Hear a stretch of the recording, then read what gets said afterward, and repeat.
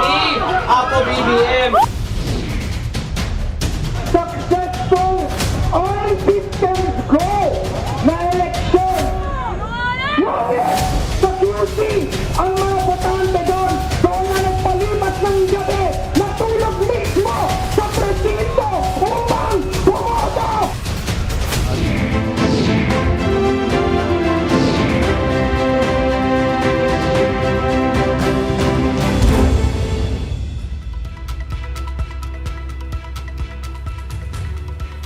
Time for these biggest headlines. I'm Gretchen. Ako po si Roby Alampay. You're watching the special election coverage of the big story. And let's start tonight with these important figures as of 3 p.m. today. More than 97% of election returns processed. Of course, Ferdinand Marcos Jr. is still leading. His numbers are still way beyond anybody's reach with 31 million. Vice President Leni Robredo at 14 million, basically mirroring what the surveys had been predicting all along. Manny Pacquiao comes in at third, a far third still, 3.6 million, and Isko Moreno at 1.8 million. Ping Lacson basically leads all others, the rest of the field with 880,548 votes. I believe as of now, we have about 98.05% of election returns transmission rate. And let's take a look at the vice presidential race with Sara Duterte still leading at 31,469,000 votes. A little bit the same with what we're seeing in the presidential race, 30 plus million votes. But the second placer, a little bit farther from the front runner, Kiko Pangilinan with 9,209,000 votes. The third placer, Tito Soto, 8,100,000 votes. Doc Leong at 1.8 million votes. Lito Atienza with 266,000 votes. Partner, I think this one, when it comes to the surveys, we've seen Kiko Pangilinan at third, mostly in the past months. Si Tito Soto, consistent yan sa number 2. But now, we're seeing something different here with Kiko Pangilinan overtaking Tito Soto at number 2. This is something that I know. I was speaking with some people, and one of the things they were wondering about was the final push of Leni Robredo, not just revisiting some of the cities, but of course, the house-to-house campaigns and the on-ground campaigning. And a lot of people are trying to look for indicators of whether or not that made a difference. And people are pointing out it may be easier to figure out at the level of Kiko Pangilinan. Kasi ayun nga, tama ka.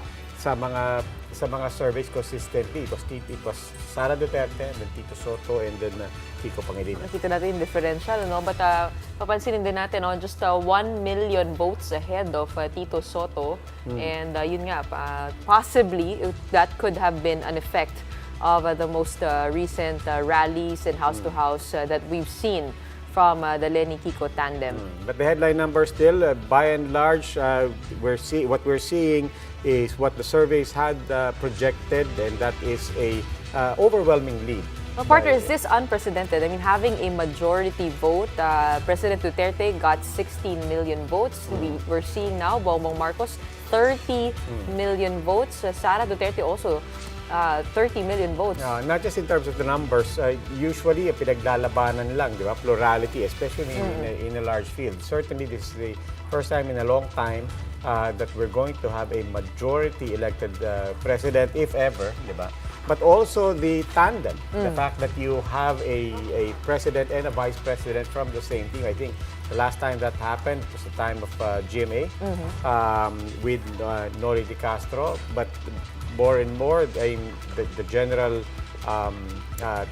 tendency for our electorate, dahil magkahiwalay ang election ng presidente at vice president, is usually hindi magkasama sa partido. And now, it could be crucial as well to, the key byword of this campaign, which is unity, and certainly at least it starts at the top.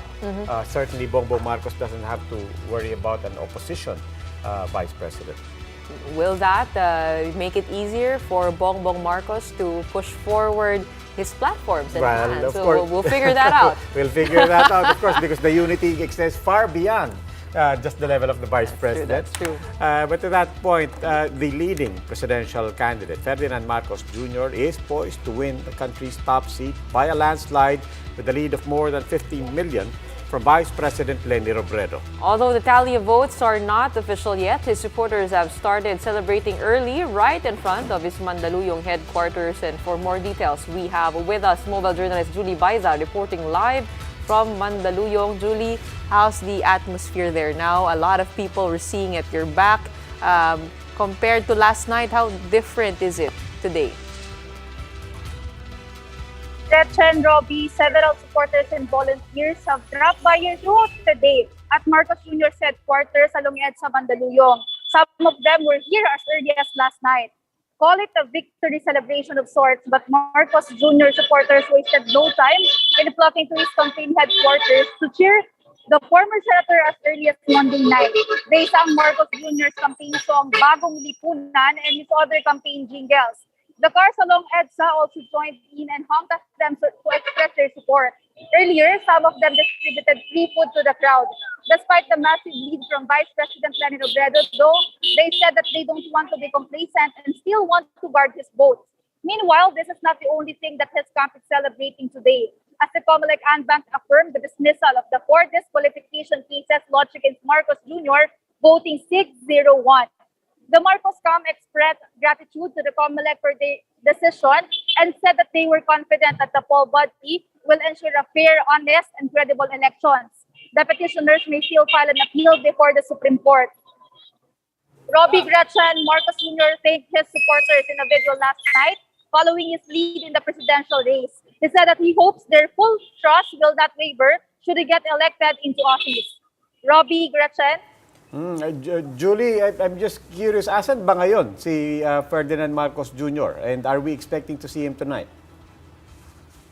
Actually, yan din yung tanong namin, nasaan si BBM ngayon? Kasi nag-abang tayo dito buong araw, Roby, na hindi nagpakita si BBM or even si Attorney Vic Rodriguez, hindi rin natin nakausap. He just texted, nag-text lang siya at sinabi nga na there will be no press conference today. I guess they're still waiting also for looking at how things are going to turn out because we do see protests also all over the country. We do, see some reactions on social media that are against the results. But we're also seeing this, so medyo kinakapapa siguro. Pero just curious, Julie, pareho rin ba ang eksena over in Ilocos Norte? Do we have supporters also celebrating already and nagkukumpulan na ba sila doon? Because this morning, parang wala pa masyadong pangyayari. But now, have you gotten reports of that? Meron lang ulat ng konting pagtitipon pero mas marami talaga yung pumupunta dito sa HQ kasi yung mga tao dito, Roby, Gretchen, umaasa sila na makita si BBM since after nang bumoto nung Lunes, bumalik siya sa Manila. So they know na si BBM ay nandito sa Manila at occasionally yung pamilya Marcos, si Sandro Marcos, dumaan siya kagabi, kumaway siya. Kaninang umaga, umattend din siya ng misa dito sa loob ng HQ. Minsan din, kanina naabutan natin si Attorney Larigado na pinagkaguluhan ng mga supporters kasi nung dumaan yung sasakyan niya along EDSA, huminto siya at nung nagkaroon tayo ng pagkakataon na i-ambush interview, kausapin natin siya. Ang sabi niya, masaya siya kahit na hindi ganoon, medyo malayo yung placing niya. Masaya siya kasi si BBM at si Mayor Sara, nangunguna sila. Julie, last night, narinig natin si Mr. Marcos, sinabi niya, inaantay natin, kailangan tapos na tapos lahat ng bilang, pero sinabi niya, hindi ako makapag-antay, magpasalamat man lang. Ngayon, we're at 98%, pero gumising din tayo sa may mga protesta at mayroong mga nag-aaral on whether or not there is any basis for protest. Given everything that's happened today, ano na ngayon ang position and level of confidence ng Marcos camp? Are they going to officially claim victory? And how are they taking these these potential protests and potential challenges? Actually, tahimik ang Marcos camp sa mga protests and other issues na tinatanong namin. Talagang ang sinagot lang nila ngayon ay yung tungkol sa disqualification cases na ibinasura nga or pinagtibay yung pagbabasura sa appeal. So, hindi natin alam actually what's next. Kahit kami nag-interview naghihintay kami, Roby, Gretchen, kung magdedeklara or talagang bababa ba si BBM today, kung nandito ba siya, dahil blanco din yung media dahil walang mga ibinibigay na impormasyon sa amin. Okay, maraming salamat. That was Julie Baiza reporting live from Mandaluyong. And apart from Ferdinand Marcos Jr., other members of his family have also won races for various local posts. Let's get more details from Marian Enriquez reporting live from Ilocos Norte. Maan? Yes, Roby, Gretchen. Yes, Roby, Gretchen, it's not just the national elections where the Marquez family won big. It's also like here in Ilocos Norte where their family cemented their grip in the province. It was past 3 in the afternoon when Ilocos Norte provincial canvassers proclaimed the winners in their province. Marcos Jr.'s Sandro won the first district representative of the province, defeating the dominant political family of Fariñas. Sandro garnered over 108,000 votes against re-electionist Congresswoman Ria Fariñas, who only received around 83,000 votes. Sandro said he would prioritize filing measures on improving the agriculture sector, generation of jobs, and the digital infrastructure. But this will still be up to the executive branch's legislative agenda. Aside from Sandro, incumbent Ilocos Norte Governor Matthew Marquez Manotoc, son of Senator Amy Marcos, defeated veteran lawmaker former Congressman Rudy Fariñas by a landslide. Manotoc garnered more than 261,000 votes against Fariñas' 94,000 votes. Incumbent Vice Governor Cecilia Marquez likewise secured another term, as well as 2nd District Representative Angelo Marcos Barba. And so when asked when will the victory party would be, this is what Governor Manotoc had to say. Wala pa pong plano. Maybe we'll just join BBM in Manila. Tignan po natin. Our family, hindi kami masyadong mahilig sa mga parties. Yung lola ko yata mahilig sa parties. Roby, Gretchen at the market, Bongbong Marcos is now just waiting for the official numbers from the presidential race, as a former Senator Ferdinand Marcos Jr. seems all but likely in securing his seat in the Malacanang. All right, thank you. That was Marian Enriquez reporting to us live from Ilocos Norte. Even without having attended debates from reliable media networks, Ferdinand Marcos Jr. still managed to launch a successful campaign that will more or less propel him to the presidency. Now, compared to his 2016 vice presidential bid, Marcos Jr. had a strong message, all anchored on the easily digestible promise of unity. Julie Baiza is back to give us a front seat to that campaign, which she has followed for 3 months.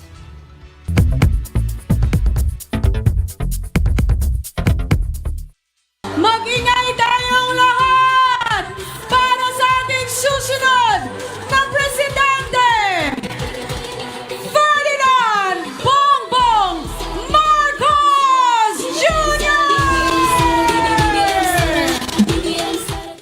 Since the start of the campaign period, the Marcos campaign stuck to just one message with single-minded discipline, that of unity. Sa ating mga kababayan, kung ano at bakit ang adhikain ng pagkakaisa at bakit kailangan yan para sa ating pagbalik sa mas magandang buhay. Despite all the controversies hounding his campaign, Marcos stuck to this theme, and the controversies were many, from the disqualification case to his refusal to face controversial questions about his family's wealth to skipping most of the debates. Instead, Marcos chose to let his social media influencers carry the fight for him via Facebook, YouTube, TikTok, and vlogs.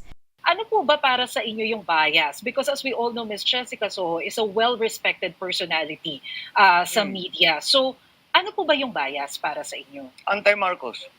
And the most recent controversy, the 203 billion unpaid estate tax of the Marcos family. But the most controversial candidate slipped past these issues like Teflon, racking up numbers never seen before in Philippine electoral campaigns. Since December 2021, Marcos had taken a commanding lead that broke the 50% barrier, at times hitting even 60% in a field of 10 presidential candidates. Clearly, the issues against Marcos were not sticking. This much was also clear in the campaign sorties. And with the voters come the candidates. Marcos snagged the endorsement of local officials from Tarlac, Bailiwick of the Aquinos, and Vote-Rich Cebu. Pabayaan na natin yung mga bumabatikos. It's time for forgiveness and healing. Mag-unite tayo. In the March survey of Pulse Asia, Leni Robredo's numbers are seeing some improvements with a very slight dip in Marcos's numbers. But in the end, the most important survey, the one that happened on election day, proved survey numbers to be true. Julie Baiza, We Are One News. These are the other big stories tonight. Less than 24 hours after Election Day, protesters trooped to the COMELEC headquarters to question the conduct of elections and the results of the unofficial tally. The faster-than-usual transmission of votes raised some eyebrows, but the COMELEC maintains nothing out of the ordinary happened. And trading resumed in the stock market after Election Day, with the local shares tumbling by more than 3% just minutes after the open. These big stories after the break.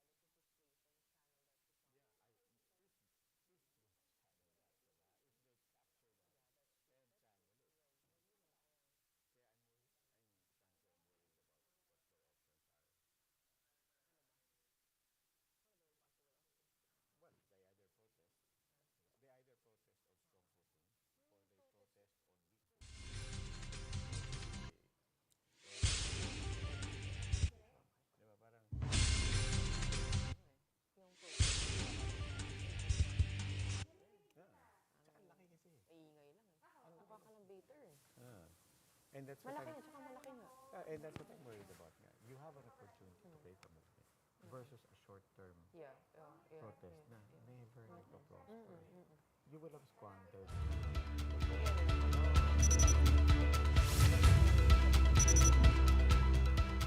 Pero nga, yung mga kaibigan. But isip mo, kung mag-announce sa bukas, starting a party, there's a website, everybody sign up.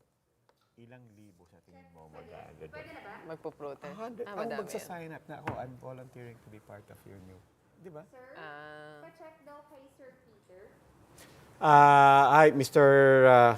Prof. Kaiton. Magandang gabi po. Opo, Sir Roby po ito? Yeah, apa. We're here with Gretchen Ho. Hi, magandang gabi. Hello po, Ma'am Gretchen. Hi. Do we call you Professor, Doctor? Pwede naman pong ano bang maganda? Prof Peter Prof na lang. Prof. Prof. Sige, okay. Apa. Prof. Hindi ba pwedeng PP? Prof. Peter?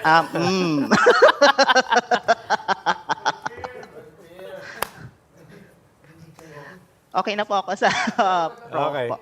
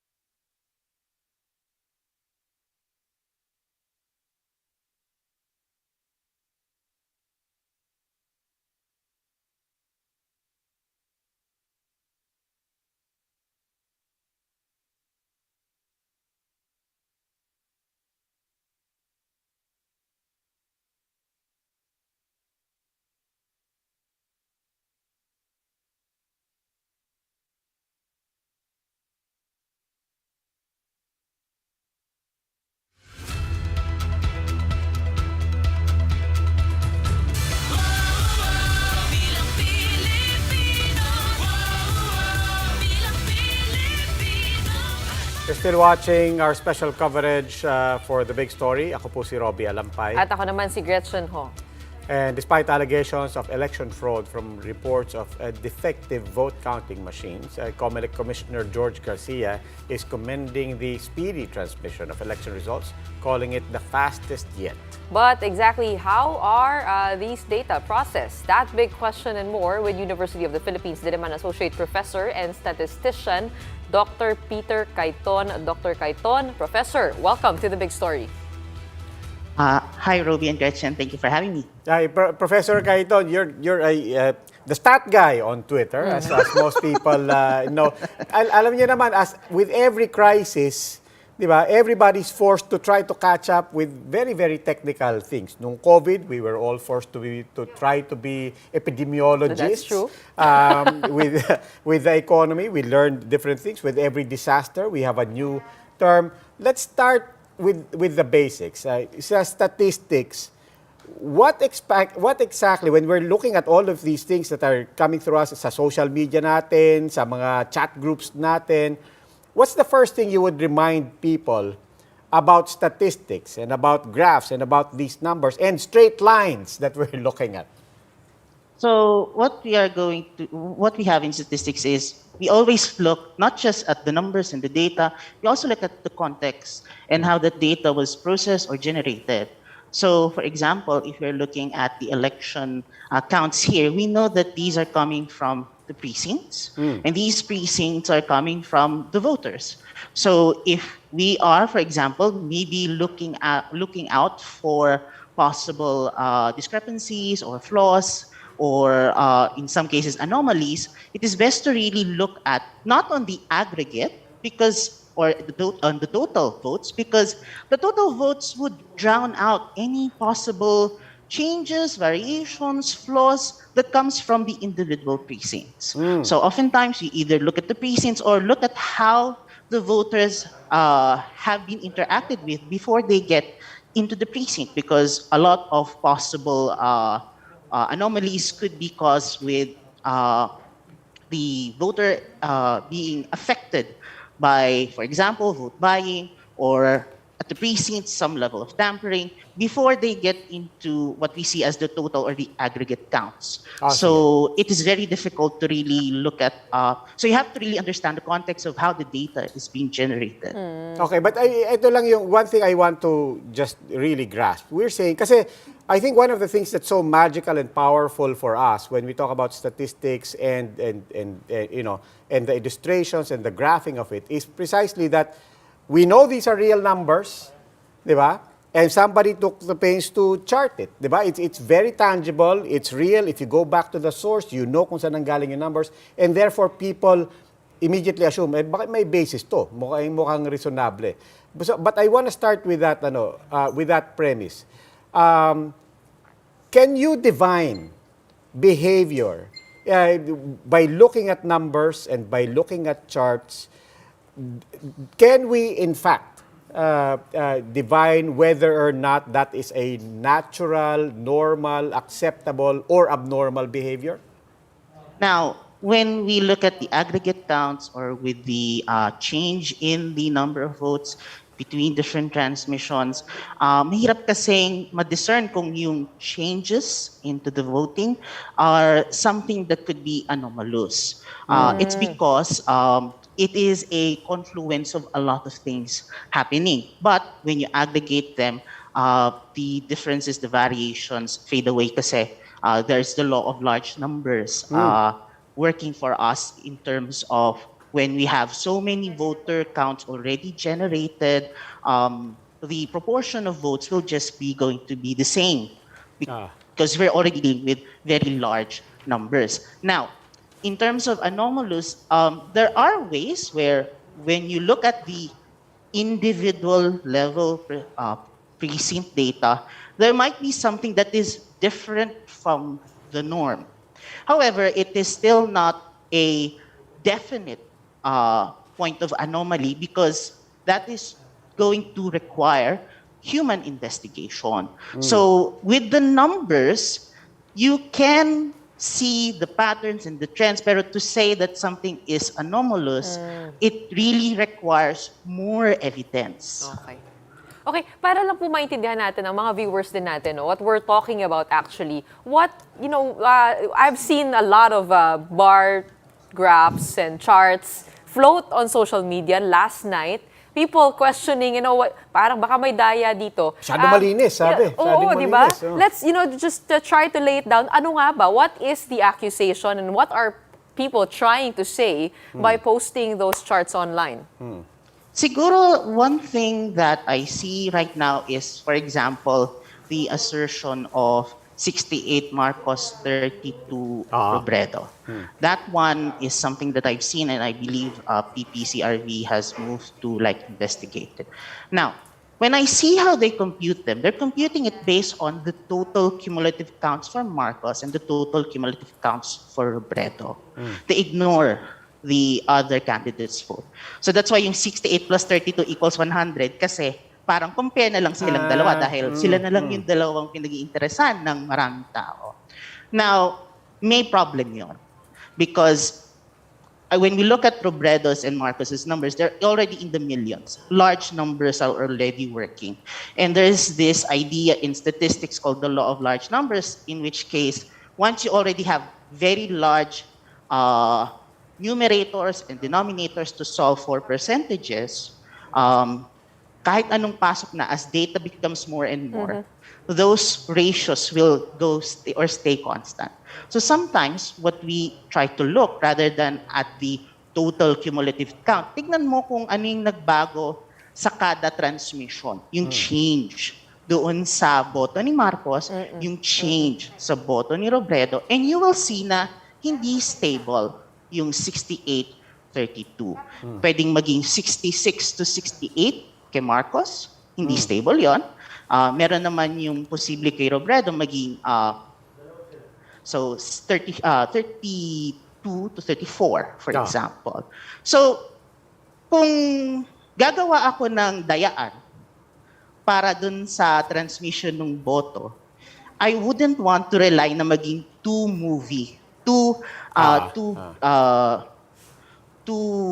shaky yung pag-transmit.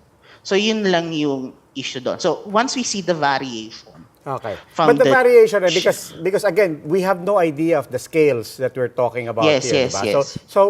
But a variation of 2 in this case, whether for the 60 plus of Bongbong and the 30 plus of ano, that would be I don't know if acceptable is the term, but that's a more or less statistically not abnormal, let's say. okay. So for me, the assertion would be that parang hindi naman ganun ka-reliable kung bibigyan ko ng wiggle room. Okay. Now, whether the data again reflects yung anomaly or anomalous behavior, even at the change in votes, malaking number pa rin yun when we talk about Robredo and Marcos's numbers.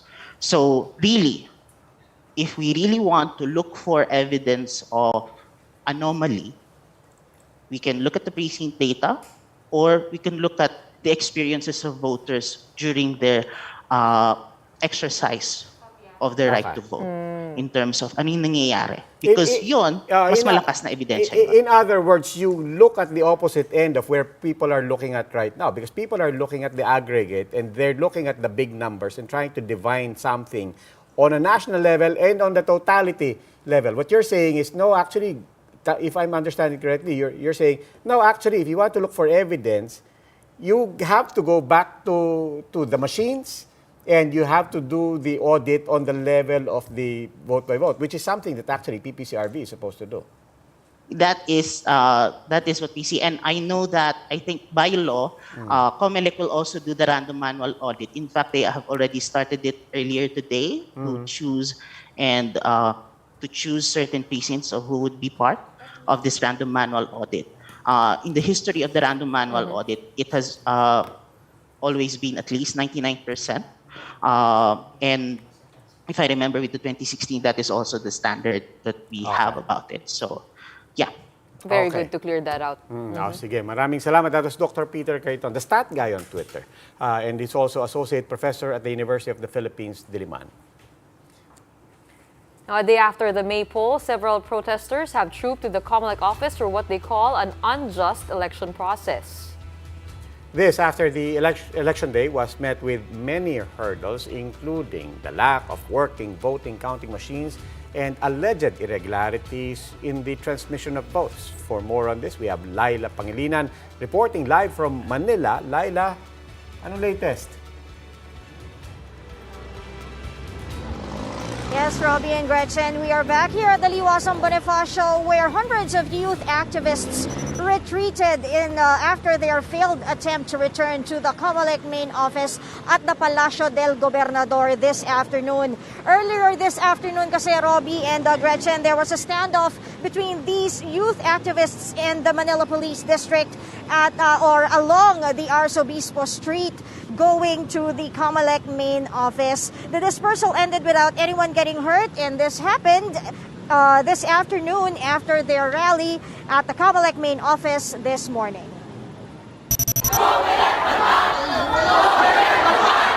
From priests to student activists, hundreds mounted a protest in front of the COMELEC head office in Intramuros, Manila a day after the May polls. They aired their frustration over the conduct of elections. Poll watchdog Contradaya convener Danilo Arao said that there were many reports of irregularities. Mahabang pila doon sa doon sa malfunctioning ng vote counting machine. Meron ding kaso ng red tagging, harassment and intimidation. Tapos meron ding kaso ng election-related violence. Pag pinagsama-sama mo yung anecdotal evidence, bale meron ng isang buong naratibo talaga yan na talagang malawakan yung naging dayaan. Never again to martial law! Never again! Never again! The groups also questioned the partial and unofficial tally, where presidential-backed Ferdinand Marcos Jr. is leading by a wide margin. Itong tally na nakikita natin, yung mga numero na nakikita natin, nilawal po yan ng matinding disinformation, vote buying, lahat ng klase ng mga irregularidad sa eleksyon. Priests and nuns also joined the protest, saying that there are still too many unanswered questions. Aside from them, several student bodies also declared an academic walkout as a form of protest. Authorities meanwhile barricaded the Kamalek building and had a fire truck on standby. Kailangang bigyan natin ng pagkakataon na matapos itong proseso na to. Marami naman tayong freedom parks para ipahayag natin yung mga hinaing natin. Hindi dito sa harap ng Comelec Intramuros office. Roby, Gretchen, the electoral protests of Contra Daya along with Anakbayan NCR and other youth activists from the southern part of the Philippines, to name a few, decided to camp out here at the Liwasang Bonifacio for 3 days as a sign of protest against the alleged incompetencies of the Comelec. And as you see, ito sa aking likuran, ito ang ilan lang sa ating mga youth groups na andito, and they've just finished with their candle lighting ceremony, Roby and Gretchen. So magtatagal sila dito ng 3 days, and they have to yet to decide what to do after 3 days sa kanilang pagpoprotesta dito sa Liwasang Bonifacio. That's the latest here. Roby, Gretchen, back to you. Salamat, Laila. That was Laila Pangilinan reporting live from Manila. Now, some voters raised their eyebrows at the fast transmission of election returns. How exactly does the Comelec explain this? Greg Gregorio with that story. Around 30 minutes after polling precincts closed on Monday, the Comelec was able to immediately receive transmission of more than 20,800 election returns. In a matter of 3 hours, 80% of ERs had been transmitted, the fastest yet since 2010. This raised some doubts, especially when other precincts have yet to conclude the casting of votes. But Comelec said that not all precincts had effective vote counting machines, while others had fewer voters. 1,000 defective VCMs, meron tayong 105,000 na nag-successful sa kanilang election. So, sila po yung unang nakapag-transmit. By Tuesday morning, transmission was almost complete, but some critics pointed out that the numbers of Vice President Leni Robredo barely moved for a time compared to that of Ferdinand Marcos Jr. For the Comelec, this is statistically possible. Yung ating system natin, dumaan yan sa ating certification. So meron tayong local source code review. How can you insert such percentage na ipanalo mo yung kandidato mo or matalo yung kandidato mo? The Commission also hopes to boost the public's trust on the accuracy of counts with the conduct of random manual audit using 757 randomly selected clustered precincts with the help of NAMVREL, Lente, and the Philippine Statistics Authority. But Comelec said they are ready to face any formal protest. Within 5 days from the receipt of the decision, then the decision of the Commission and Bank, if there is no temporary restraining order or orders for these resolutions, then these cases shall be deemed final and executory on the Commission on election level. The Commission also reported at least 80.38% voter turnout. They're confident that this would surpass 2016's 81% turnout as the election returns are still coming in. For News 5, Greg Gregorio, we are One News. The Comelec expects this year's elections to surpass turnout from 2016. But let's see how specific provinces fared. For that, we bring in Carlo Pamintuan. Carlo.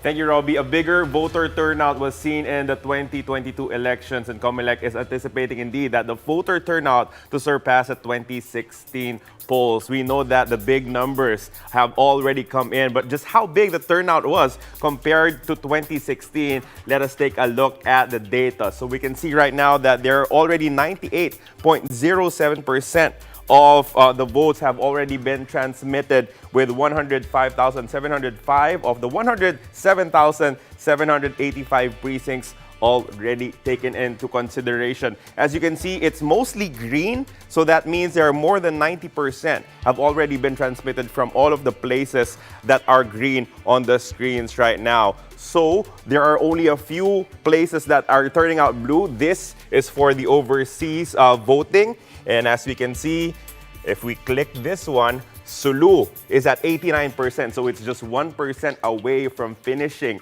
and from turning green at hihintay na lang siya nating maging 90% as well. Another area that is still blue right now is Lanao del Sur. As we have heard, there have been some toughness in transmitting from Lanao del Sur, which is a big reason why they are at 75%. So more than 65 million registered voters. And in terms of the presidential elections, we saw that there were almost 52 million votes cast. So we're working at around 80% in terms of votes cast in the presidential race compared to the 42 million that were cast in total in presidential votes back in the 2016 elections. We saw the energy coming from the voters. I was able to vote in yesterday at maraming nagsasabi that they were all excited to vote and they were there early. As we can see, the numbers are showing that is indeed a high turnout for these elections. Roby, Gretchen? Maraming salamat. Carlo, just a quick question. Yung sa overseas voting, nabanggit mo, it's less than 90, but that's a big range, 50 to 90% for blue. So ilan dyan? 53% pala untransmitted. It's currently 53%. No, transmitted is 868 of the 1,611 Pero iba yata yung precincts. transmission dun sa voter turnout. Yes. No? So ito palang what we're seeing now, yung it's the data transmission. That is correct. Do we have data on voter turnout when it comes to the overseas absentee voting? At least in the absentee voting, we can actually check. Kasi, di ba, parang lalong-lalo na Pilipinas, di ba? Ito lang naman yung mga kababayan natin and therefore, by extension and by definition, our voters talaga nagkalat sa buong mundo. Actually, ang report ko dyan nung isang araw, we haven't reached 50% since 2007, I believe. Yung sa overseas absentee voting talagang medyo mababa. Nung 2019, because it's just midterm elections, parang nasa 17% lang. Pero ngayon, yun ang gusto ko malaman, kung nagbago ba, given the stakes are high. Carlo, can we actually parse through the votes from overseas? Here are the data from the votes that came from overseas, at least in the presidential elections. So you can see that Marcos received 21,055 votes. This is specifically from the Americas. No? Leni Robredo second with 14,000. Domagoso with 2,000, Pacquiao with 600. As we move along, it just takes a little bit of time for our data to complete. Pero nakita natin, 125,000 from Asia Pacific, from the Asia Pacific region, 125,000 votes for Bongbong Marcos, 27,000 for Leni Robredo. As you can see, pareho pa rin yung dalawang namumuno in the race. As we turn now our attention to Europe, where we had about 18,795 votes for Bongbong Marcos, 6,647 for Robredo in the Middle East and Africas, where there are also a lot of overseas Filipino workers. 75,000 voted for Bongbong Marcos, 13,500. So it's not just here, even overseas, napakarami talaga nung nagpakita, nung bumoto in the 2022 presidential But what's election. impressive is the turnout from Asia Pacific, because that's not necessarily the order by which you have overseas abroad. Most OFWs we have are in the Americas and the Middle East, and yet sa Asia talagang turnout. Europe, we know, everywhere naman, substantial lang voters natin, but that order of population does not necessarily correspond to the actual turnout, no? That's correct, and it's really interesting to see where the votes have been coming from, but it's just, related to the story that there's just a lot of excitement in these elections. I think I got some data here. Nung 2016, 31.45%. Ngayon, this year, nasa 31% na tayo so far ng voter turnout. Nung 2019 senatorial midterm elections, 18.47%. So medyo pareho dun sa 2016, although I think we're probably still waiting for more voters. And we know for our voters, this is something that we're also hoping can be perfected by the COMELEC. Overseas voting, napakalaking bagay. We have more than 10% of our population, nearly 50% of our population, 15%. 1.6 million total voters abroad. Diba? So malaking bagay yan. Okay. Maraming salamat, Carlo. Thank you, Sir Roby. Time for another quick break. When we return. Partial unofficial votes have poured in for the senatorial candidates who have made it to the top 12, and a supermajority is starting to take shape in the Senate. Philippine stock market tanked a day after the elections, with the benchmark tumbling close to 1.9% before sinking further by 3.1%. And what economic policies can the country expect under a Ferdinand Marcos Jr. leadership? That and more after the break.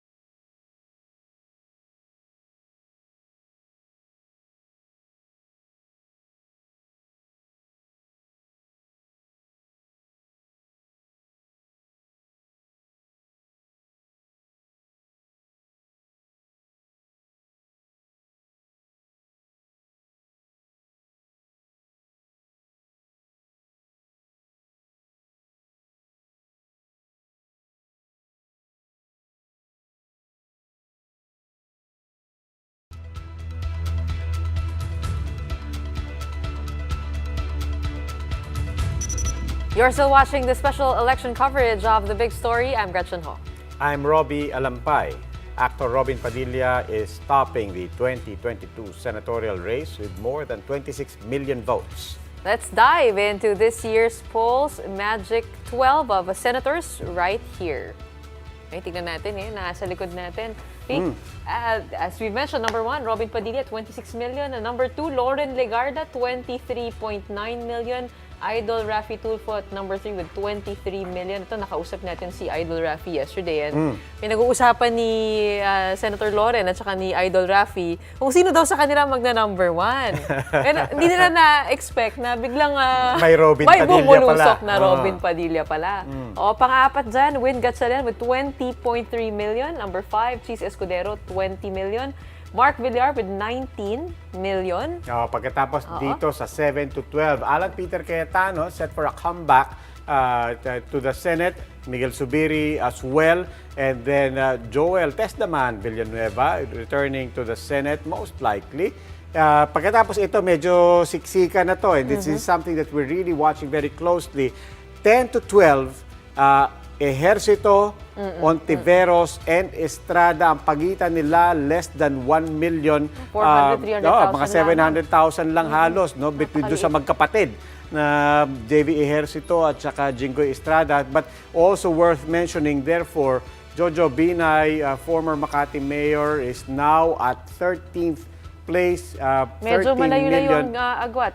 Medyo malayo-layo. 1.8 million. Di ba? And then definitely 14 to 15, you still have Herbert Bautista, Gibo Chodoro, pero medyo malayo na talaga. So we're really watching 13 to 10. And this is what our experts are saying, that it's still worth following. Although pati kay Jojo Binay, medyo lumalayo. What surprised you with this? I mean, apart from Robin Padilla, of course, going number 1, what other things surprised you with our current top 12? Not so much a surprise, but really yung concern ng maraming tao na napapag-usapan na, di ba? Dalawang magkapatid, papasok, dagdagan pa ni Alan Peter Cayetano, nag-aantay din ang kapatid niya doon. Si Mark Villar, nag-aantay ang nanay niya doon, and so on. Kung si Binay pumasok, nag-aantay ang anak niya doon.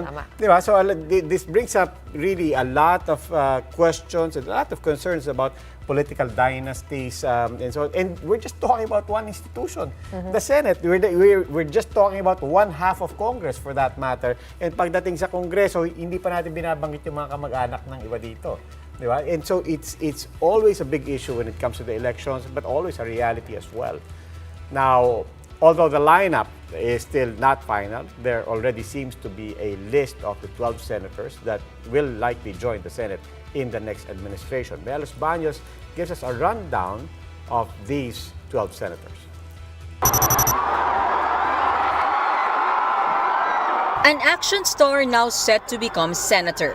Robin Padilla found himself on top of the senatorial race based on the partial and unofficial vote count. According to political science professor Aris Arugay, those that top the Senate race are likely to run for higher office in the future. If you are able to get, katulad si Robin Padilla, a lot of national level votes, then logically, it can be, an argument can be made that this can be transferred to other national contests that the presidency.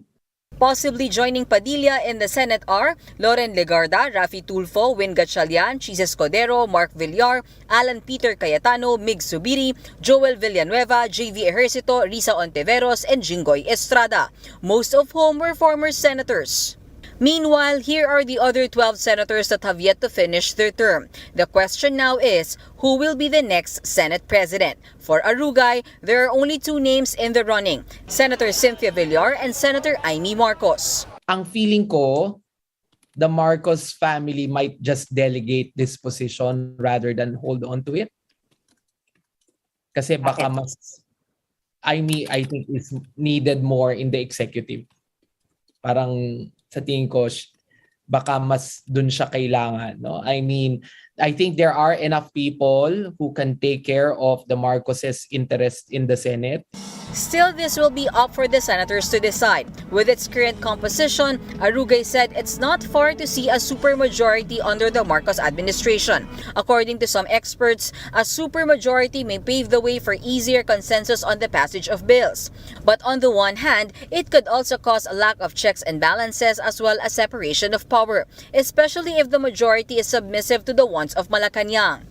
Arugay said he sees only 3 senators who will compose the opposition. This includes Senator Risa Ontiveros, Nancy Binay, and Coco Pimentel. While in the swing group, or those whose possible leaning is still uncertain, include Alan Peter Cayetano, Joel Villanueva, and Sonny Angara. Reporting for News 5, Mean Los Baños, we are One News.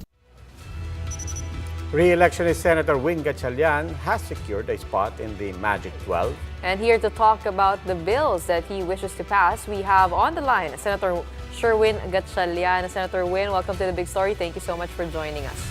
Thank you, Gretchen. Thank you, Roby. Thank you for inviting me. Sorry I couldn't be with you on Zoom.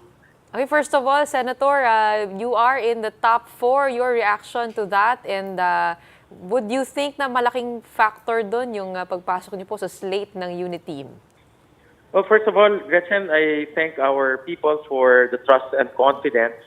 And this is a reflection that education is very important to the Filipino family. I ran on one platform, education, and I've been constantly echoing that during our campaigns, even in our commercials.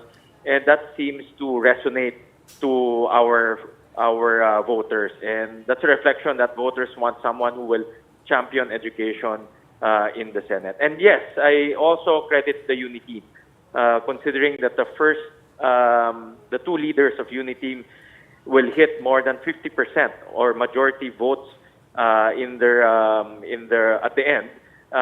That's a strong mandate that pulled us also all together. Okay, Senator, before the campaign, we were guesting you as well sa Chiefs, and madalas pinag-uusapan din natin yung economy. We're emerging from COVID. Talaga namang eleksyon na to. Kita nyo, wala nang mapipigilan. Lumalabas na yung mga tao. Hindi nga pinagbawal yung may COVID from voting. But it's still a challenge, of course. Of course, one of the biggest challenges, of course, is reviving the economy. Ano po ba pwede natin gawin? Well, Robbie, first of all, the vaccines work. Yan ang ebidensya ngayon, no? After 90 days of grueling campaigns, and believe me, Robbie, walang social distancing, walang mask, walang fist bump. Pag nasa labas ka, ang tao, gagawin nila yung gusto nila.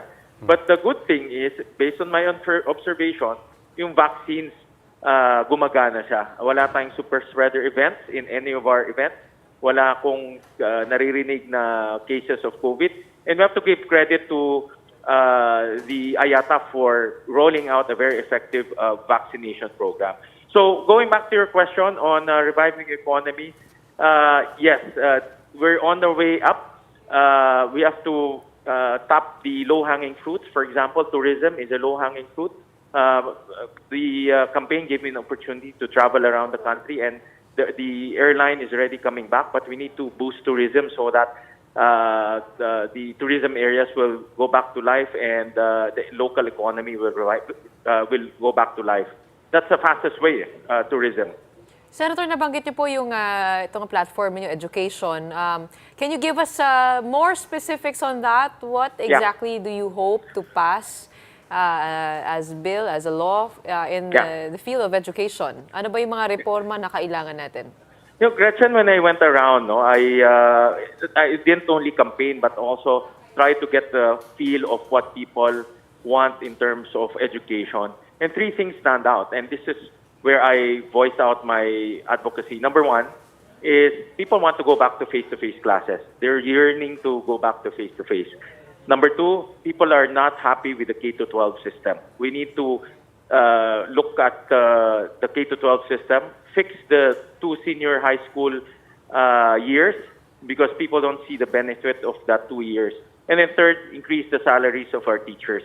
There's also a big clamor for our teachers to be recognized through increased salary. So these are the top 3 priorities. Of course, marami pa, no? But these are the top 3 items and bills that I would focus on. Senator, I think this is another thing we talked about before. So, Chiefs, if you don't mind, I want to talk about content as well of our instruction materials. People are concerned about math, about science, but Correct. especially in these elections, a lot of people are concerned about history and how it's taught. Correct. And Yeah. first of all, do you share the concern of people about revisionist history? We had a lot of stories, a lot of documentaries, a lot of features about young people, for example, being totally in denial and being in the dark about the martial law years, calling the martial law years the golden years, despite human rights problems and despite the tanking of the economy and the debt that the debt hole that we are still trying to dig out of. Do you share that concern for revisionist history? And what do you think we can do to protect our children from disinformation? Well, Robbie, off top, no, I won't go into the details. But for the last 30 years, DepEd has been given the free hand to look at our curriculum subject by subject, including history. And history is taught as what our historians look at. And DepEd has been given a lot of free hand to craft our curriculum. So in short, I will look at the curriculum as a whole. I will not focus on a specific subject, but I will look at it as a whole because definitely our students are not performing well in international examination, and we have to look at the curriculum as a whole and see where we can improve student performance. Okay, maraming salamat po, Senator Thank you, Win Robbie. Gatchalian. All right, thank you. Meanwhile, the PPCRV continues its manual count of election returns. For the details on that, we have Camille Samonte reporting to us live from the PPCRV headquarters in Manila. Camille, what's the situation there? Roby, Gretchen, election watchdog PPCRV has clarified that there are no discrepancy reports so far in their parallel vote count activity. PPCRV also adds that the sample of election returns they have received is still small to tell the percentage match rate. With more than 4,000 printed election returns from NCR and some nearby provinces, where the PPCRV admits that they would be needing several days to finish the manual encoding of election returns. According to PPCRV Chair Myla Villanueva, accuracy is their utmost priority in doing the manual parallel vote counts.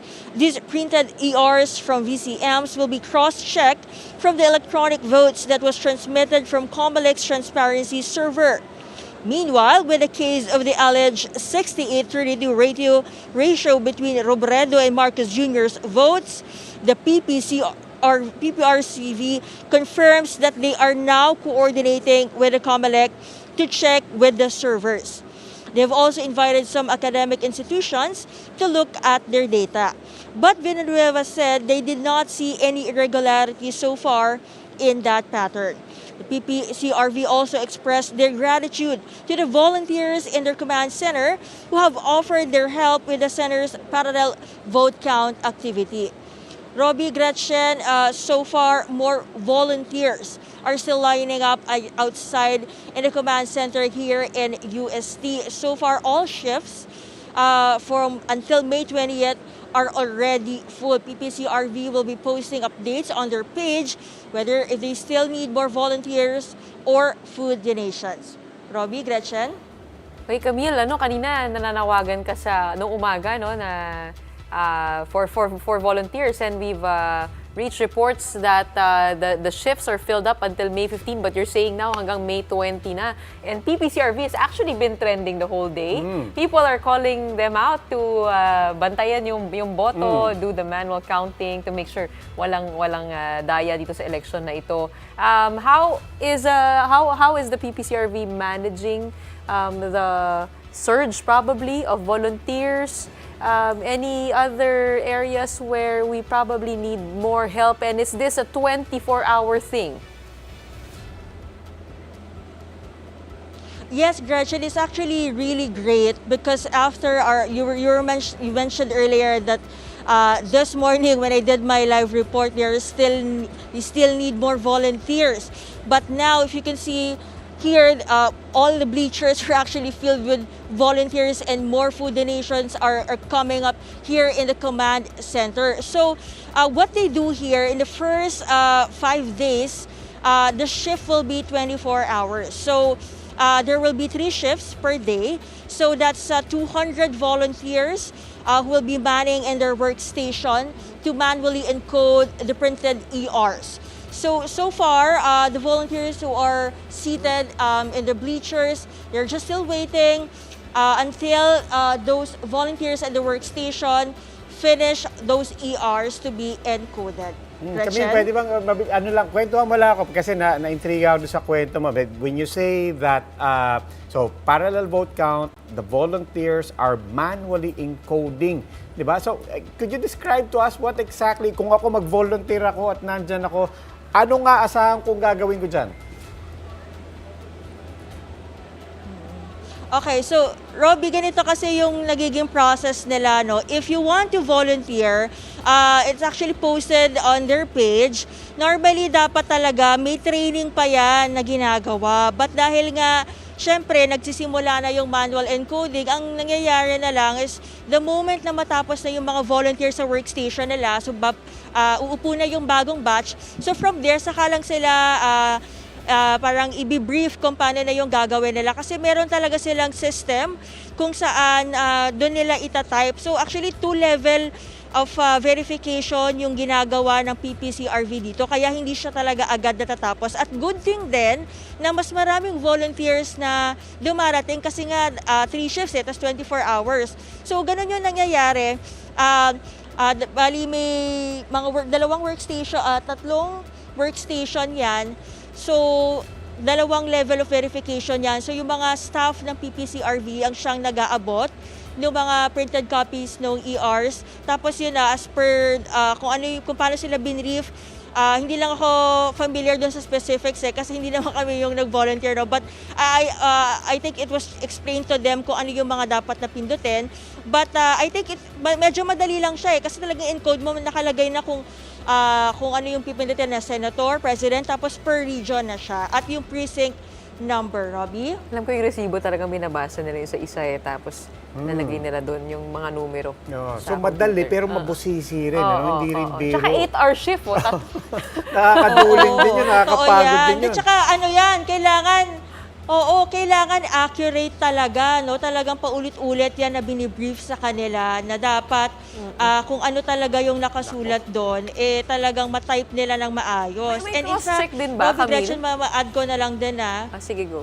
May cross-check din ba? Kasi nga, paano kung naantok na ako, mali yung na-type ko, na paano numero? Paano si Gretchen yun? Di pa natutulog. Paano yun? Yung cross-check? Yes, Gretchen. Kaya nga, 2 level of verification yung ginagawa ng PPCRV. So, ibig sabihin, kung ako ay nag-volunteer, dadaan pa yan sa isa pang volunteer. So, doon sa system nila, makikita nila kung parehas ba yung tinype mo na pangalan doon sa precinct number at doon sa posisyon. So, kaya nga, matagal ang inaabot nito. At talaga, we really have to give it to the volunteers, no? Kasi talaga nga, nagtiyaga sila at even at this hour, may mga nakapila pa outside dito sa command center sa UST. But this is 106,000 election returns, am I right? Yes, 106 ERs ito, printed copy. Kasi before, kung matatandaan ninyo, in the past elections, random lang yung ginagawa ng, random sample lang yung ini-encode ng PPCRV, but this time they committed na talagang lahat ng ERs nationwide, they will manually encode it to make sure that it is accurate at walang dagdag bawas na nangyayari sa 2022 elections. Roby, Gretchen? I'm sure this will give people peace of mind also when if they're able to match pag natapos na yung bilangan dito at also yung electronic counting. Malaking bagay yan para sa may mga agam-agam sa resulta. Maraming salamat, Camille Samonte from the PPCRV. Tsaka salamat sa mga volunteers. Salamat sa mga nag-volunteer. Magdala kayo doon ng pagkain, ng tubig, ng juice. You can volunteer in that way if hindi kayo kung wala kayong malabo yung mata nyo, medyo pagod-pagod na kayo, di ba? Mag-donate na lang tayo ng pagkain para sa ating volunteers. And it's also a good way, I think, to be able to channel your energies. Oo. Di ba kung wari, di mo gusto yung resulta, medyo malungkot ka, o kaya may duda ka, di ba? Maganda rin na mag-volunteer. Or kung gusto mo lang tumulong, di ba? You Tama just want naman, to make pwede sure naman, for pwede naman. everybody that the integrity of our elections is strong and in place. Why not? Now, time for another quick break. When we return, the Philippine stock market tumbles further by 3.1% to a 9-month low of 6,547, but tempered losses at the close. Meanwhile, what economic plans can we expect under a Marcos administration? We find out in clips from our past interviews with Marcos in 1PH. And what is next for Vice President Leni Robredo? We find out after the break.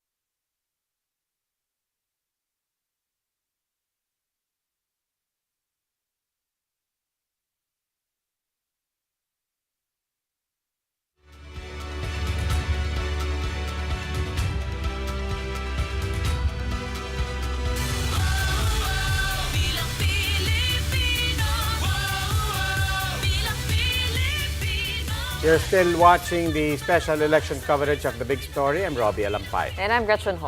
Philippine stock market tumbles a day after the elections as investors react to the possibility of a Marcos presidency. But some analysts say the real impact of the elections on the stock market have yet to be felt during the first 100 days of the new administration. Shaila Francisco with the story.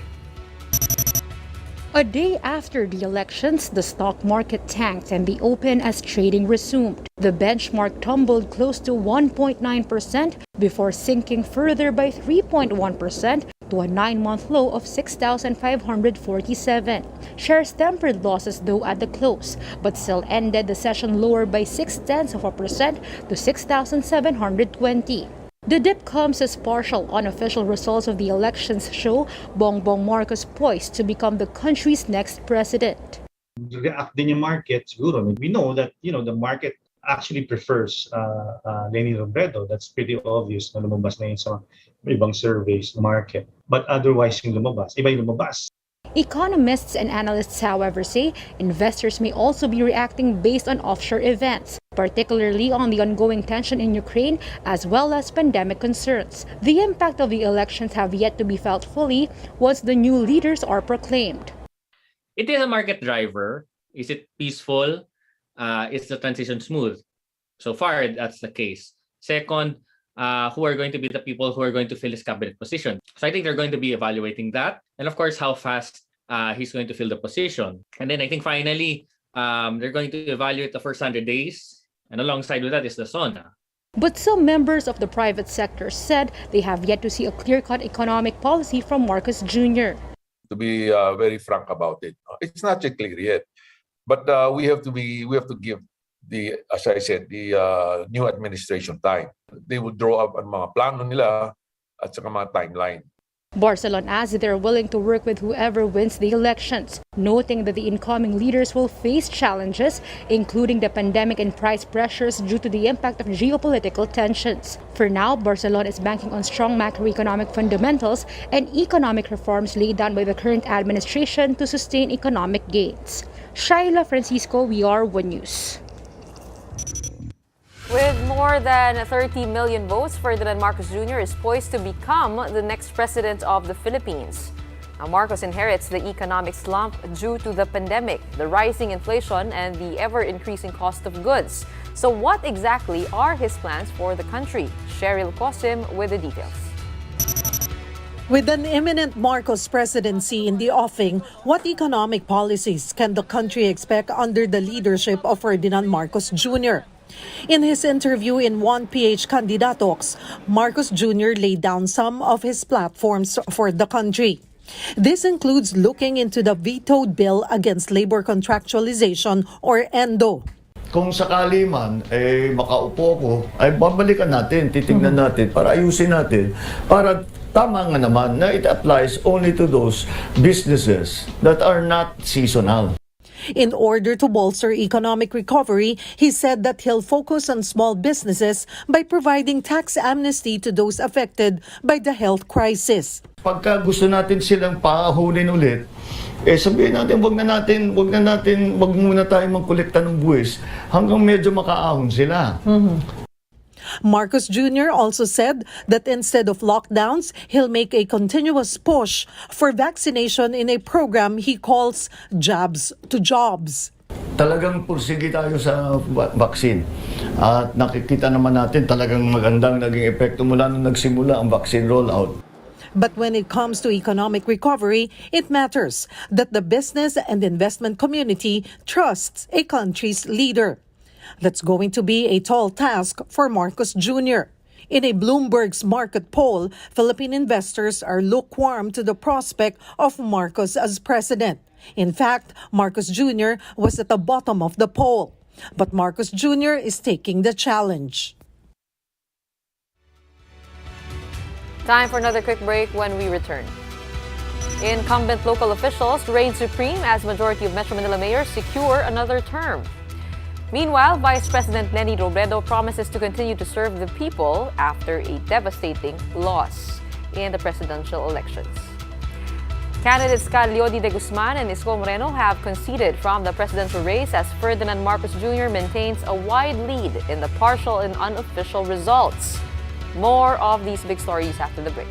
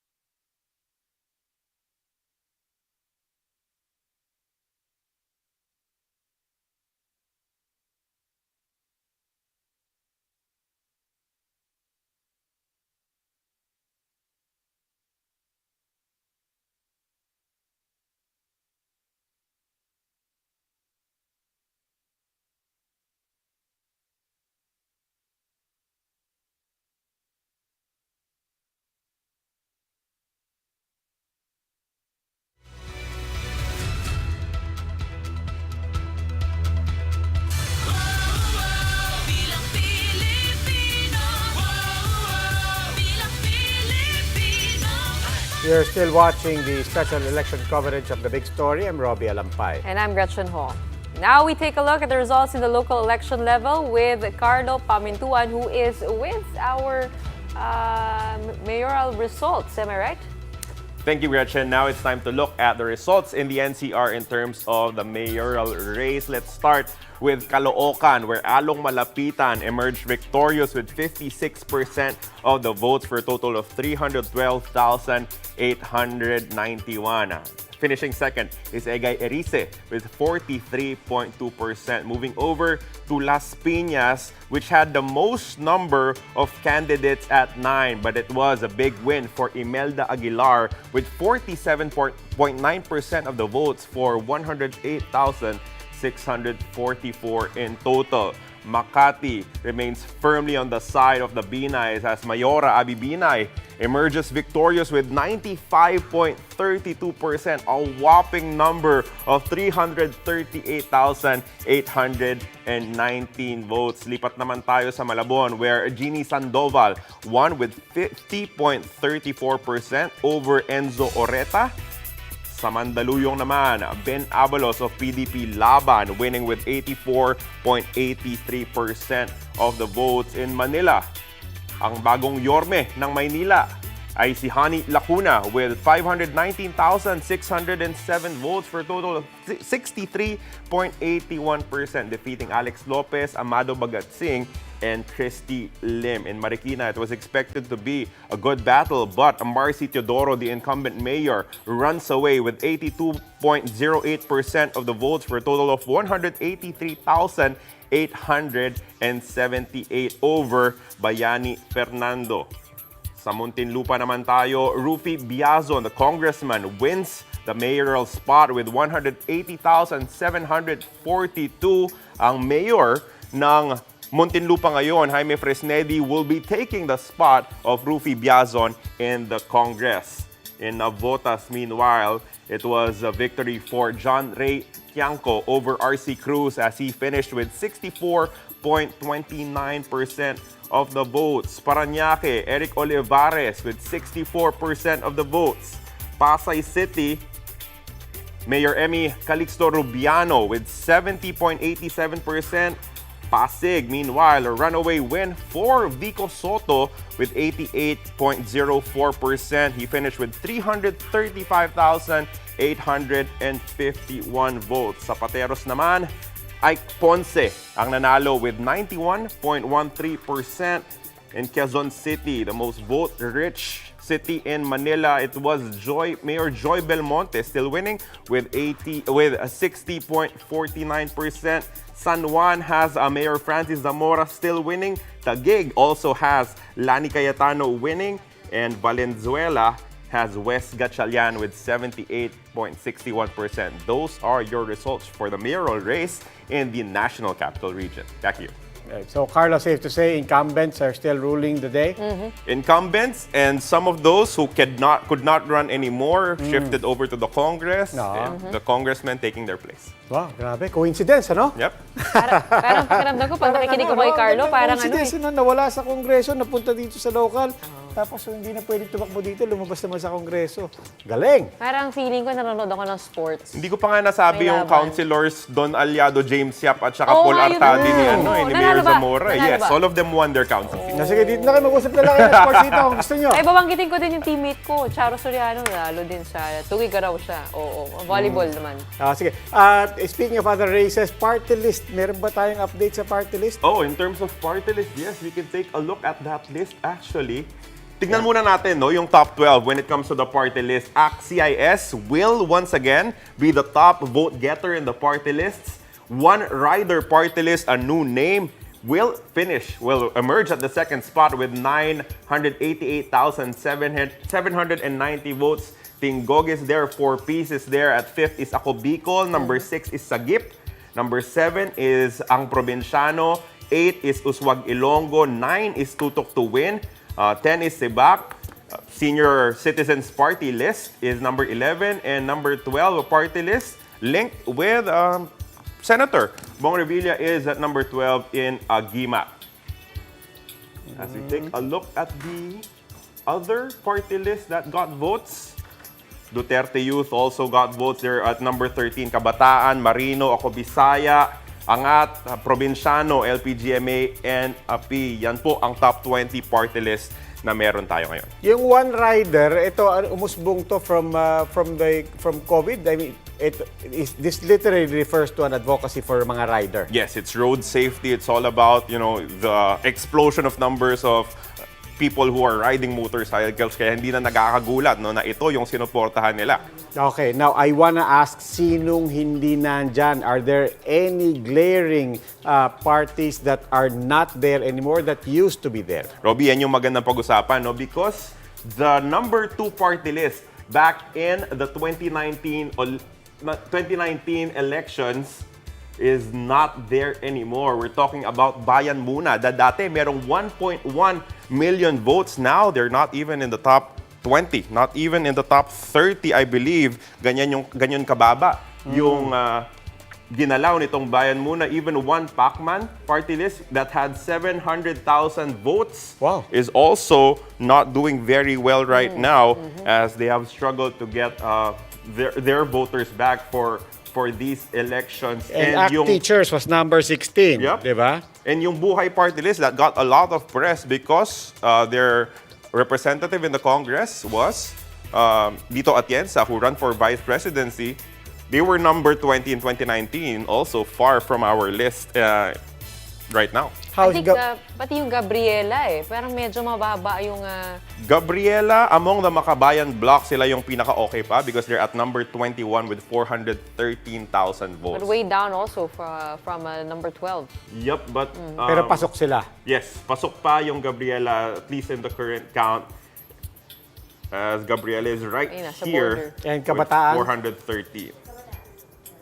Kabataan is doing well, actually at number 14. Oh, but if you take Bayan Muna, that's very significant. I mean, ever since the party list system was established, that's really established. They have a grassroots organization and really behaving like a real party. They topped it twice. No, before. Diba? So and talagang sanay na sila dyan. They're the leaders as well, just sa Makabayan block, which really tells us the red tagging over the past couple of years, in the past years under the Duterte administration, one takeaway here clearly is that it has clearly affected the Makabayan block. 215,165. Yan po ang total ng Bayan Muna at number 64 right now. Kasi pati sa ACT Teachers, di ba? We mentioned ACT Teachers. Akbayan. Akbayan is actually doing worse than Bayan Muna. Wow. As Kabayan is at number 46. Bayan Muna at number 64. Well, I'll get back to you in Akbayan, but they're also not getting a lot of votes. But the point there, as we said, apart from really the attacks of the Duterte administration, juxtaposed to that, the performance of Duterte Youth. Diba? So really that the Duterte brand, the Duterte tactics as well, really clearly showing quite objectively real effect on the party list system. There's also been a study worth noting prior to the elections by Contradaya that 70%, a little bit over 70% of the party list candidates are linked to big businessmen, powerful, known personalities. And that's also worth noting. Pero napansin ko rin ito sa elections, yung nagbago when I voted for my party list, hindi na siya alphabetical order. Oo. Iba na. Kasi naman lahat dinadagdagan na ng 1 o kaya 3 A. It was really an unfair system. I don't know if that fixes everything, but that's really a reality. Could that have contributed to one Pacman's decline in numbers? Well, that's true. That's a good point. The non-alphabetical actually started in 2019, I believe. 2019, so not you this, can't really say that the positioning affected the voting, at least for one Pacman in the list. But to your point earlier as well, a lot of people and that we've guessed here, policymakers, congressmen, even senators are saying kailangan ayusin yung party list system because it's really gone away from the original mandate of representing marginalized sectors. Pero ang katanungan dyan, kanina umaga pinag-uusapan din namin yan. Now, how do you fix something that you benefit from? Exactly. Especially if you're involved in it. Okay. Yung malaking hamon natin. Kaya wala tayo sa Kongreso, hindi natin alam. Okay. Picking up from that report from Carlo, let's take a look at the local officials who already have proclaimed victory in this report by JC Cosico. Pasig City Mayor Vico Soto will officially hold his second term in office. His running mate Dudut Jaworski also won the vice mayoral race. Itutuloy natin ang pagbabago at paiigtingin pa natin ang pagbabago na nasimulan na natin sa lungsod ng Pasig. But before Soto's proclamation, Vice Mayor Io Bernardo and his supporters trooped to the Pasig City Hall. Noong pong 2019, ako ay naka 276,000 votes dito sa Pasig. Pero yung sa ngayon ho ay hindi ho ako makapaniwala na meron po ako mga presinto na zero ang votes. Pati ho sa sarili ko pong presinto sa Barangay Kapasigan na puro kamag-anak ko ho ang nakatira po doon. Pati ho sa barangay ho namin. Kaya hindi ho talaga ako makapaniwala. Mayor Vico had this to say. Well, I wish him all the best. I wish him peace of mind.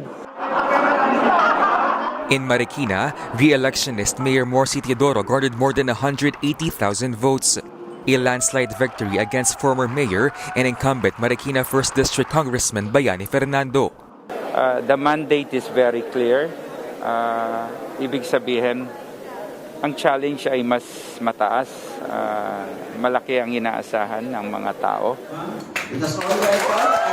Applause welcomed former Malabon Vice Mayor Jeannie Sandoval during her proclamation early Tuesday. She is the city's first female mayor. Nais ko magpasalamat sa lahat ng mga tumulong, sa lahat ng mga naniwala, bigyan na support. Sandoval defeated Councilor Enzo Oreta, incumbent Malabon Mayor Lenen Oreta's brother. Meantime, siblings Navotas Mayor Toby Tiangco and Congressman John Ray Tiangco will switch places. In Muntinlupa City, Congressman Rufy Biazon is elected mayor, while Vice Mayor Artemio Simondak got re-elected. In Makati, incumbent Mayor Abby Binay will serve her last term. Over in San Juan, Mayor Francis Zamora got re-elected. There are no proclaimed winners yet in Manila, but mayoral candidate Honey Lacuna continues to lead the race based on the partial and unofficial count. The same goes in Quezon City, where incumbent Mayor Joy Belmonte remains leading. For News 5, JC Cosico, We Are One News. Time for another quick break. When we return, Vice President Leni Robredo promises to continue her programs for the poor, even as she suffers a heartbreaking loss in the presidential race. And with nearly 100% of the partial and unofficial results in, candidates in the presidential and vice presidential race have begun to concede.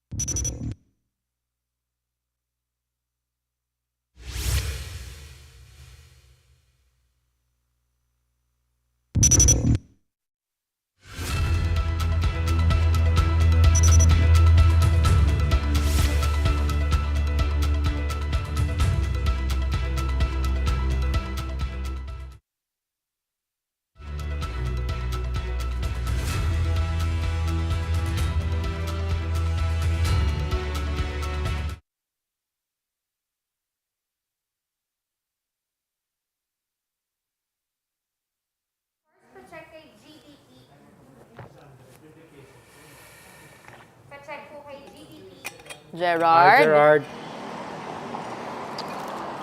Gerard.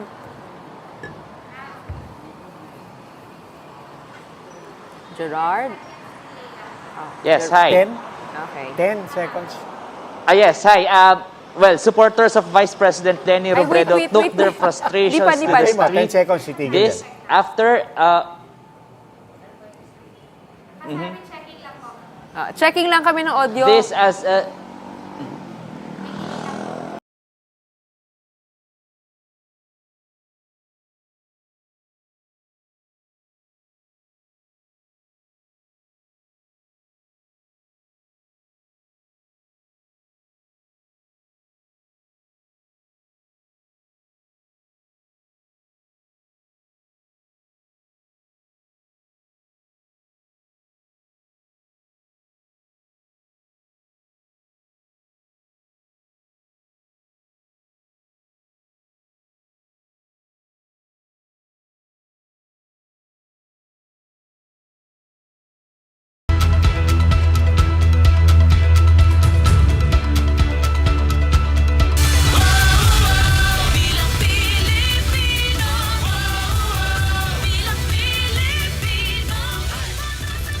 You're still watching the special election coverage of The Big Story. I'm Roby Alampay. And I'm Gretchen Ho. With the presidential race results showing a wide gap between tight rivals VP Leni Robredo and former Senator Ferdinand Marcos Jr., Robredo's supporters took to social media, even to the streets, to air their sentiments. But both Robredo and Pangilinan say the fight is not yet over. For live updates, we have Gerard de la Peña reporting to us live from Naga. Gerard, kamusta dyan sa Naga?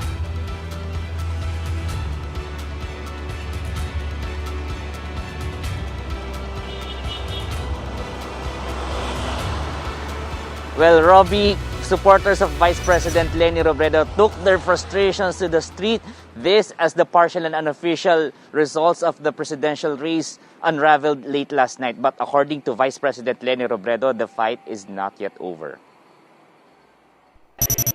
It was almost Tuesday midnight when some kakampings lulled the streets of Plaza 15 Martires in Naga, singing songs and prayers dedicated to the candidacy of Vice President Leni Robredo. Overwhelmed with emotions, they cannot hide their frustrations as the gap between Robredo and leading candidate Ferdinand Marcos Jr. continues to widen. This considering the irregularities that happened on election day. Sa lahat po ng supporters ni VP Leni, talagang di po makapaniwala. Yun po ang lahat naming sinasabi ngayon po. Opo, yun ang nararamdaman po namin ngayon. At around 2 in the morning, the Vice President called some members of the media to her home to deliver her statement, expressing gratitude to her supporters.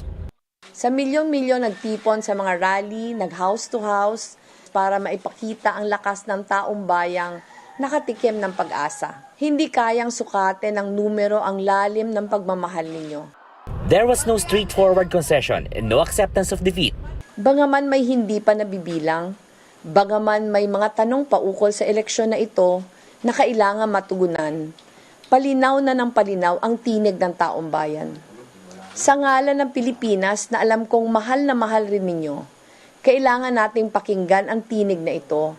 Robredo adds that the fight has just begun and encouraged her supporters to continue joining her despite the results. But despite these, in a different statement, Robredo also acknowledged the alleged anomalies that have surfaced on social media, and her camp is now coordinating with experts in a bid to shed some light on the irregularities. Meanwhile, her running mate Senator Kiko Pangilinan said his sentiments are still aligned with Robredo up until this day.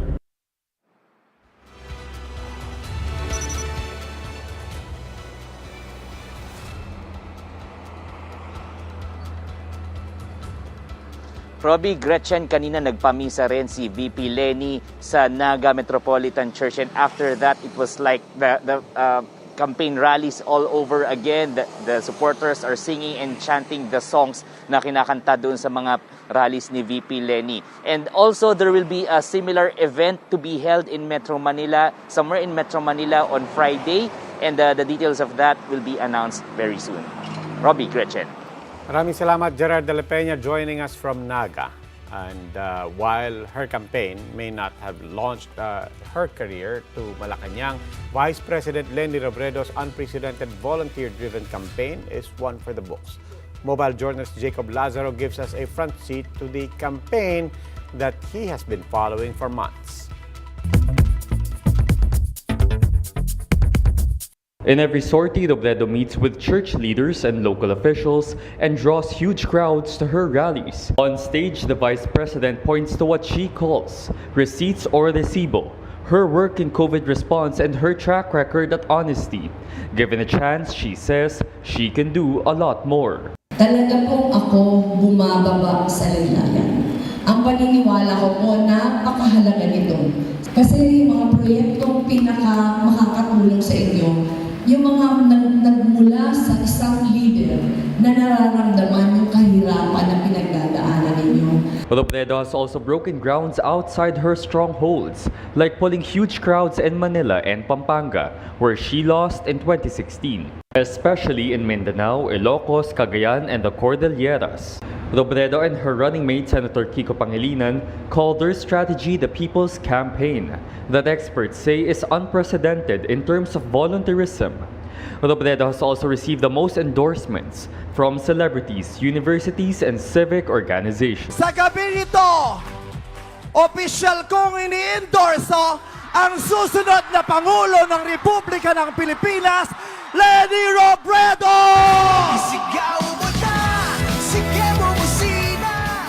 The consistent climb in her numbers has made her the only viable candidate against a Marcos return. Campaign insiders see disinformation as the biggest challenge. According to fact-checking initiate check.ph, Robredo is the #1 victim of negative messaging. Ako po personal na kahit ayaw sana namin magkakapatid na tumakbo pa siya, naniniwala din kami na yung panahon, yung mga hamon na hinaharap natin ngayong 2022, yung tingin din po namin siya yung pinaka-kwalipikado na maging leader ng bayan. Totoo po yun! Her daughters and volunteers have taken to house campaigning. May magandang programa po si Madam Leni para po sa mga seniors. Mapapakinabangan po natin. Sabi ko rin seniors, kalaban ko rin po. Mobile journalist Jacob Lazaro, we are One News.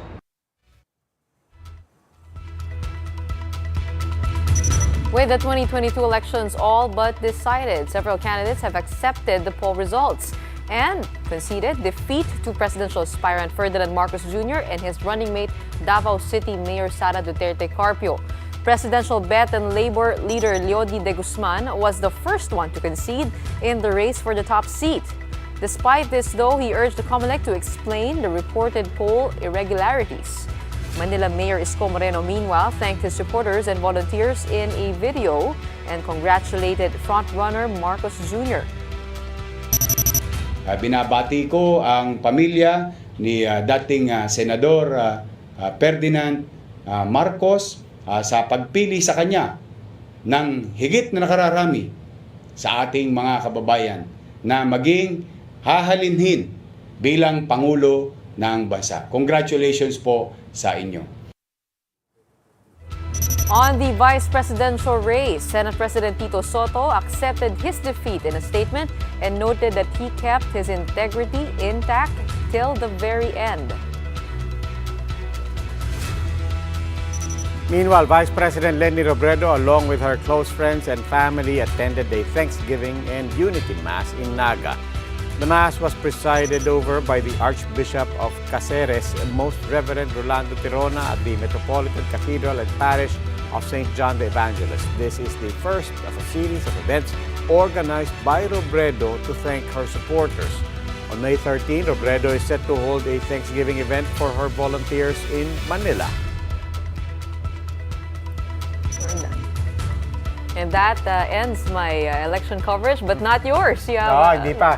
3 more hours of with the Chiefs until midnight, but take your well-deserved rest. Pero paniguro naman na hindi pa natatapos dito at antabayan natin yung many events, after we finalize the results. Actually, we are still waiting for the official results, and we know counting is going on in the PPCRB, also with the COMELEC at the national level, of course. Tuloy-tuloy lang po ang ating pagmamatsag dito po sa ating special coverage. That wraps up today's big story. Catch us again tomorrow at 8 p.m. on Signal Channels 8 and 250. Please like our Facebook page, One News. For more in-depth analysis, visit our webpage, onenews.ph. Mask on. Wash hands. And stay safe, Philippines. I'm Roby Alampay. And I'm Gretchen Ho. We are One News. Have a good evening.